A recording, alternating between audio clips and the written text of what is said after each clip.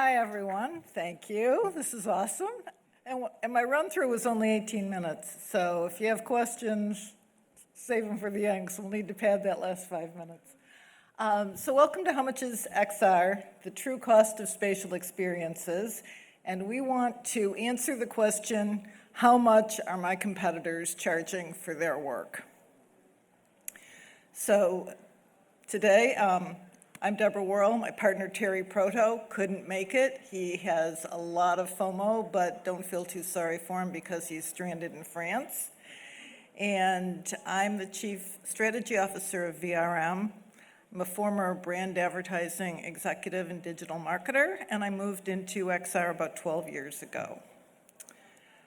VRM is a strategic consulting firm for XR companies, and we have our mission to inspire, educate, and facilitate XR business. We have the largest XR community on LinkedIn, 85,000 members. We host monthly immersive networking events in our branded space in Vertway, and I can't see, but probably some of you in this room have been our guests. And we have over 700 case studies on our site, 3,000 companies in our database. To set the table for this topic, XR covers a spectrum of experiences, and everyone here understands kind of the nuances of immersive content production. Mainstream audiences' perceptions, though, is kind of driven by Hollywood and console gaming. And so when you have movie productions 20 years ago that were 200 million, 2019, the Avengers clocked in at 356 million. Console gaming, Xbox 2004, 194 million. And Spider-Man just last year, 315 million.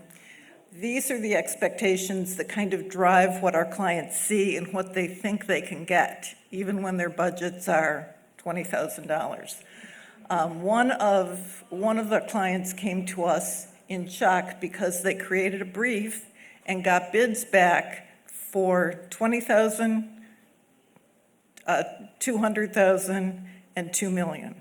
Their brief was so vague that people just couldn't figure out what they wanted. Businesses today are building a wide range of immersive experiences, and we categorize them to match the way we sent out our questionnaire. So 360 video, smartphone AR, web 3D, XR headsets, and game platforms. We were really surprised to see the 360 video pop up so often, I have to say, but it's very alive, especially in Europe and the rest of the world.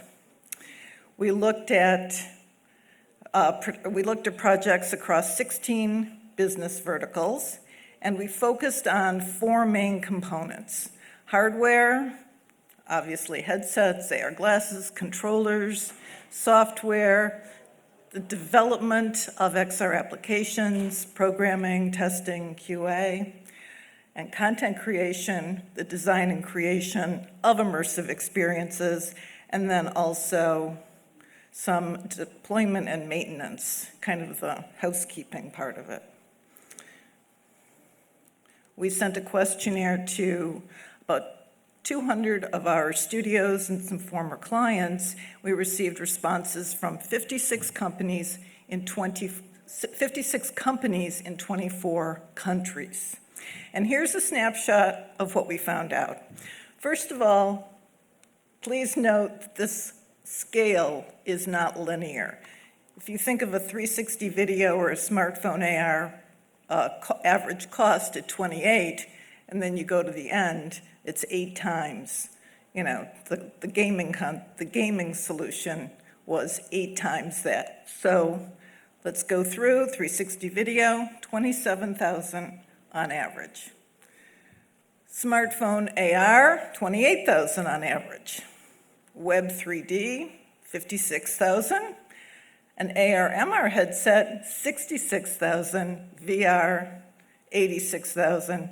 And as I mentioned, gaming platforms, come in at 200,000. And let's see a couple of examples to show you where we got that. Lamborghini, right at the low end, $8,000. They used a template, they tossed a logo in, they had already existing a couple of vehicles we could pop in, and the results were 48 hours, they had a playable experience, $8,000. This Toyota experience was for VR training for their service center as well as their sales center. So they created this entire training environment where they can layer on someone doing an oil change, a customer sales interaction, some customer service, and a tire rotation. So back and forth between the sales process and the service process. That came in at 60,000.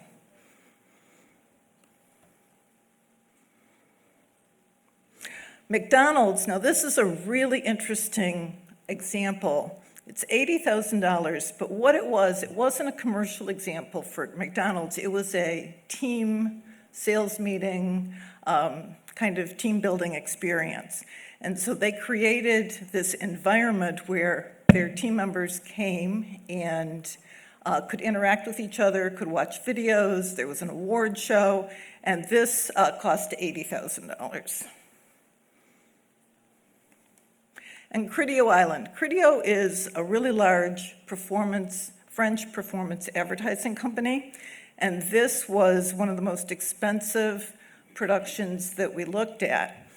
300,000, but they created an entire island. It had 12 separate games, 250 instances, 4,000 concurrent users, and it was a 4-day event. So they thought that they really got their money's worth. Now,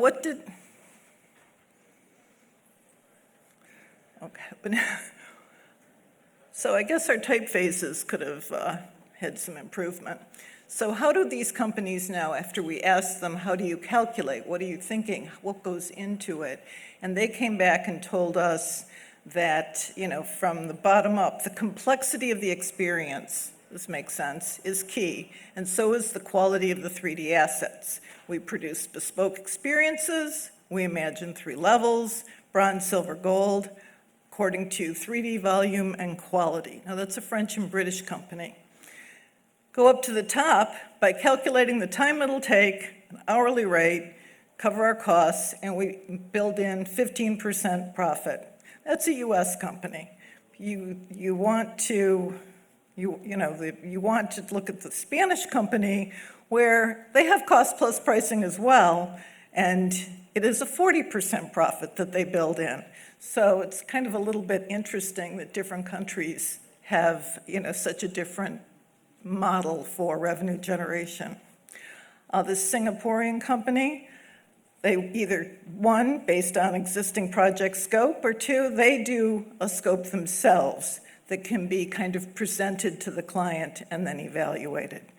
And we have a US company that has a subscription model that's, subscription usage and services. Now we get to the fun part, which is the comment section. So first off, of course, they're saying, don't think most of this can be built with AI, because it can't, and that extremely tight timelines are the experience killer. Do your homework to understand what's possible. Think ahead to allow for complex workflows, and think of the long-term goal. Forget the hype. Know what the problem is. Know what the problem you're trying to solve is. Make sure to have a clear understanding of the scope of the project. Many times projects go over budget and things weren't thought through. And then, short and sweet, cheap is cheap. So when we're counseling our clients, what we tell them is to always think about what goes beyond just the experience. Measure the ROI, measure the impact of what you're doing, and how can you take what you're doing and make it grow beyond just the experience. And so, for example, we have AR try-ons. AR try-ons and see it in your space, it's changed the retail industry. It increases sales, but it also reduces returns, and that money directly impacts the bottom line. VR training is less costly overall, produces better training outcomes, and it reduces accidents and deaths, which is really hard to put a price tag on. And always amplify your experiences across all of your clients' marketing channels. Future trends. So evolving technologies like AI are massively impacting the production, but we're in the midst of a Cambrian explosion of AI companies, and we have no idea what's coming, what's gonna stick, who's gonna go out of business, who's gonna be absorbed, and it's just going to be a really exciting time to watch because XR is amplified by AI, and AI is amplified by XR. So I think in future trends, we just really have to test and iterate and see what sticks. One additional announcement from us. See, I told you I was running early. One additional announcement from us, we're pre-launching the VRM Inner Circle. We're going to choose 100 XR executives for additional networking, premium content, and referrals. And there's special AWE pricing. It's a really good deal. So if you like this content and you want more, please reach out to Terry or me.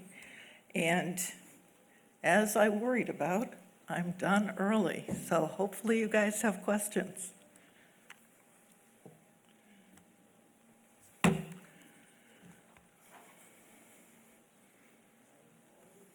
You have some extra free time. Class is over.